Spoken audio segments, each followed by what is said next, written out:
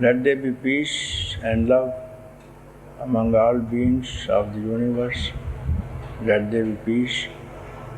Let there be peace. Om Shanti, Shanti, Shanti. Namaskar, Namaskar. Welcome to Satsang.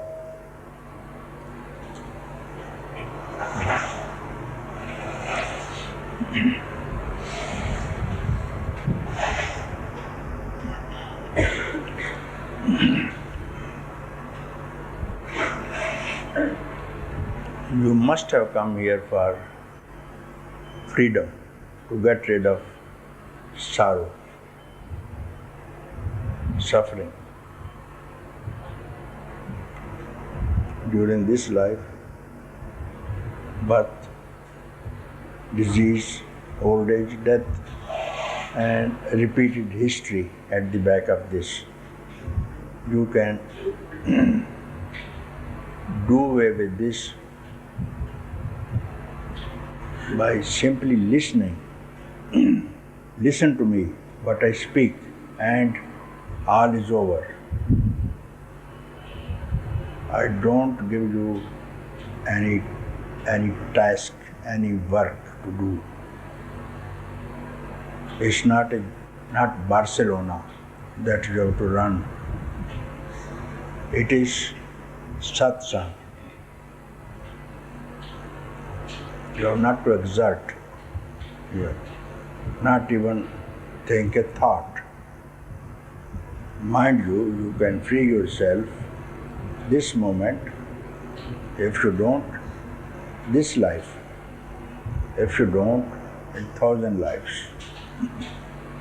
You have to simply listen it very carefully. How?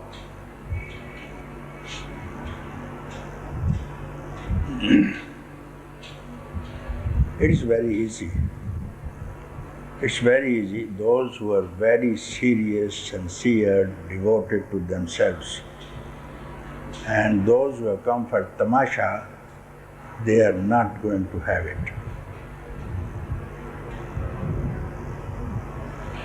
What's this word you have to listen is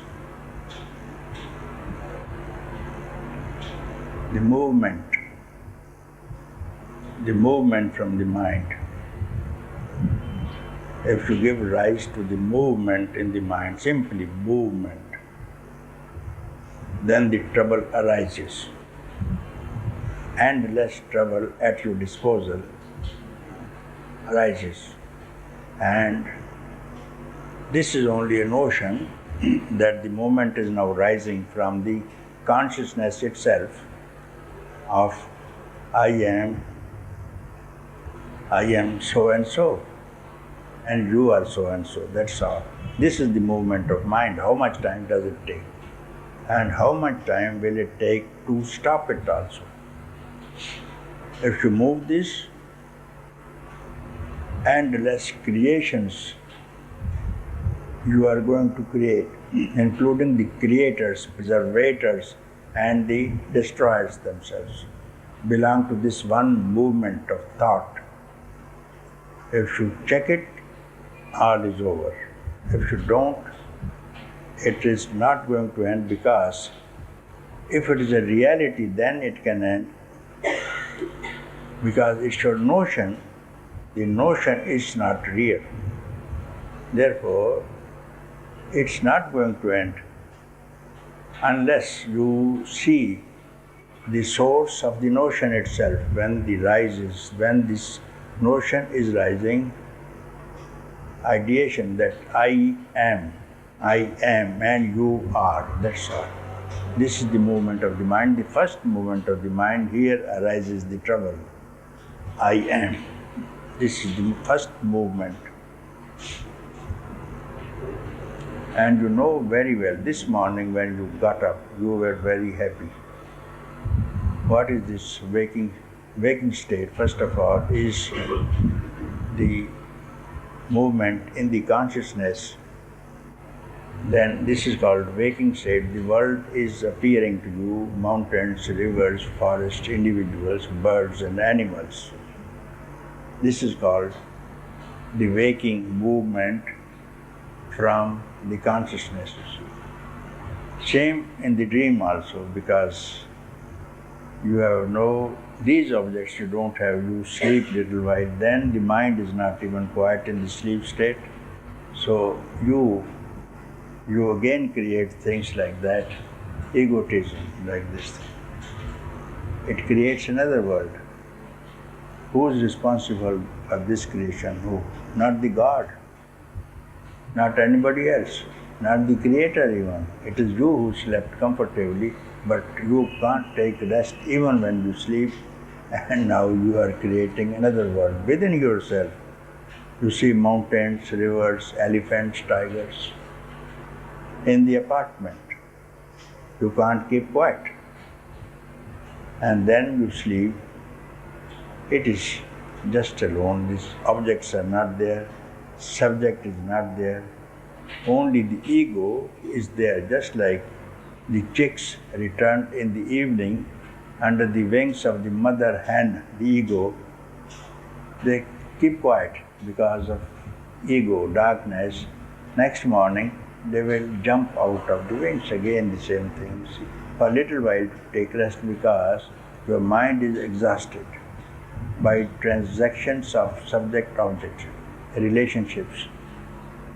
And then, transcending these three states, waking, dreaming, sleep, there is another state called peaceful state, where you have peace. Very few could know this state about peaceful state, consciousness, happiness, bliss, existence. And yet, beyond this fourth also there is yet another state. Few, rare one can go there, not to return back. There ends the whole matter. From here it starts. And everywhere there is this state from where this is the substratum. This is the substratum. Whenever you think of something, it is concealed. This state of supreme consciousness is concealed within the idea itself. If I show you this kerchief, even this is a kerchief. Length, breadth, height, its uses, name is kerchief. Form is this, you see. But the cotton you can't see. Cotton is not seen. No one can say it's a cotton kerchief. Or different languages, the name and form. If you remove the name and form, you will see the cotton. If you remove the name and form, all that you see here and now, whatever you see, remove the name and form. You are in that state beyond the fourth which I described. You see.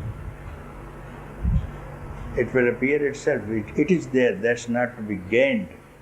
It is already there because you are otherwise engaged in your fantasies. You have no time to look what is concealed. You only give importance to what is seen, importance to form and your notions, you see. So if you check your notion, one word, if you check your notion and intention, simply for the reason,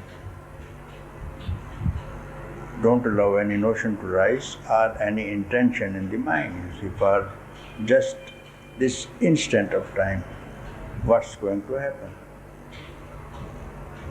So this is one word. How to do it?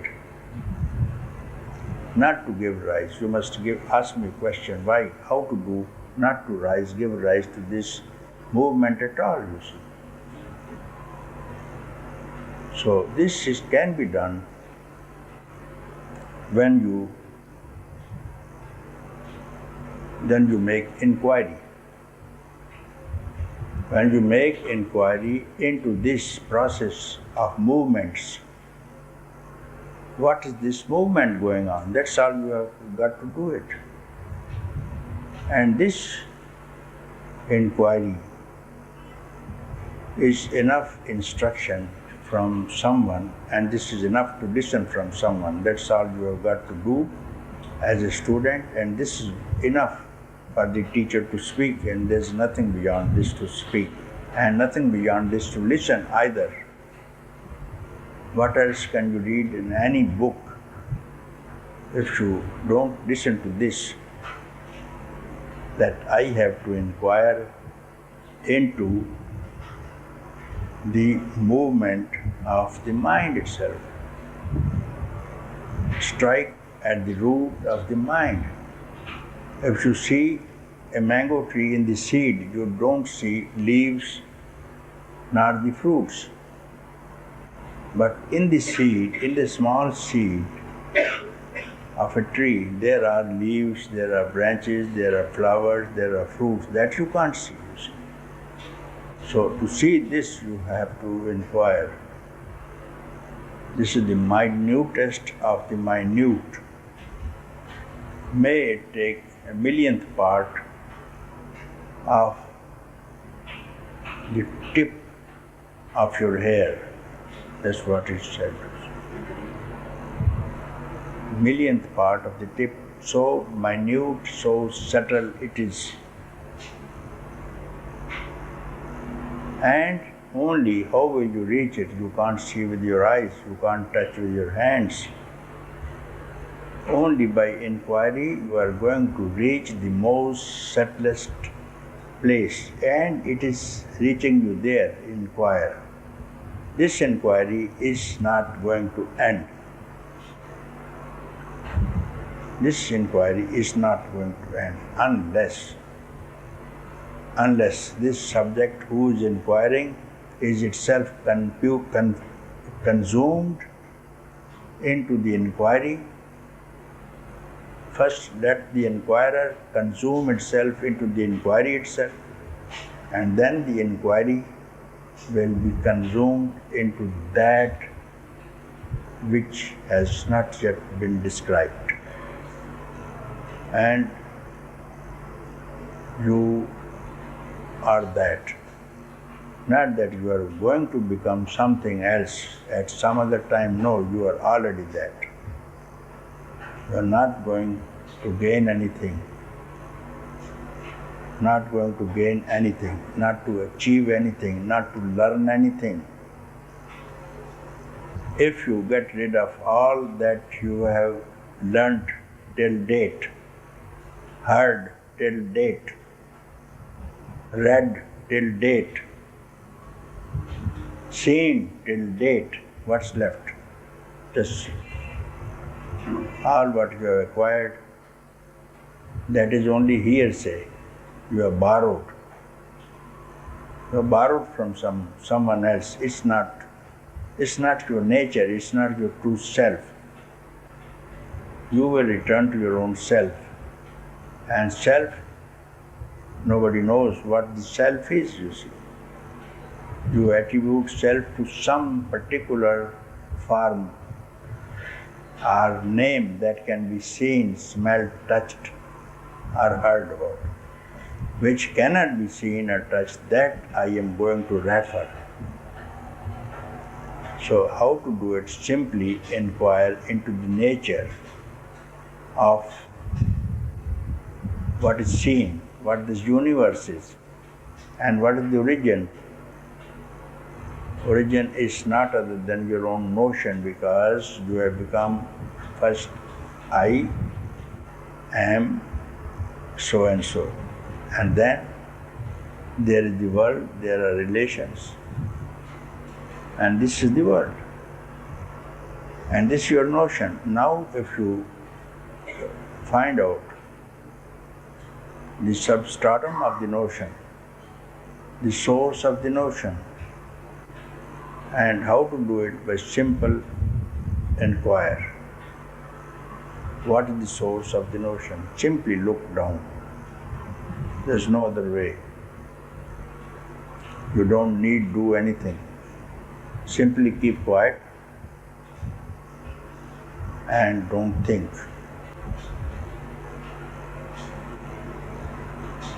That's all. You have not to do anything.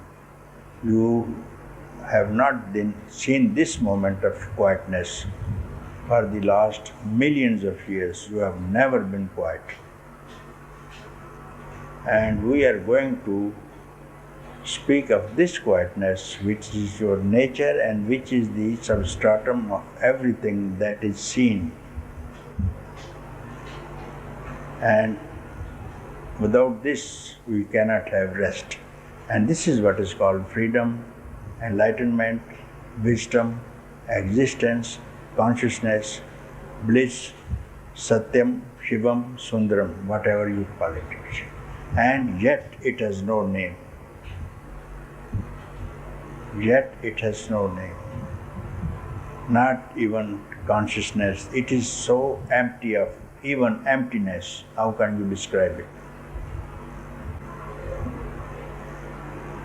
When you see a star, you can see a star because of the skies.